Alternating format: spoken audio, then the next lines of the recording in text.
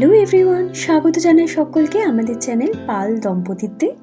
আমি আর মিস্টার পাল দুজন মিলে রেড ফোর্ট থেকে অটো ধরে চলে এসেছি কর্তব্য পথে, যার এক প্রান্ত যাচ্ছে রাষ্ট্রপতি ভবনে ও আর এক প্রান্ত যাচ্ছে দিল্লির মোস্ট ফেমাস জায়গা ইন্ডিয়া গেটে।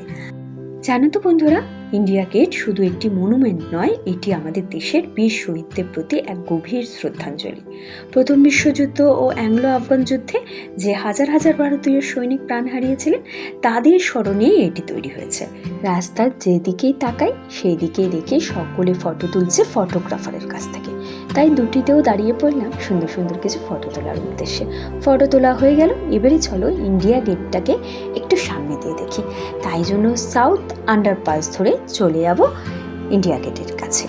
আর আস্তে আস্তে সন্ধেও হয়ে যাচ্ছে, তো লাইটটাও দেবে, বেশ ভালোই লাগবে। এমন লাগছে ভিডিওটা অবশ্যই জানানো। ভালো লাগলে লাইক করো আর বন্ধুদের সঙ্গে আমার এই ভিডিওটা অবশ্যই শেয়ার করো।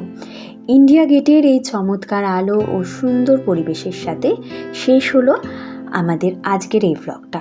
দেখা হচ্ছে খুব তাড়াতাড়ি পরের ভ্লগে।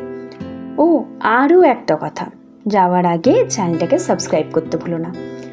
বাই বন্ধুরা।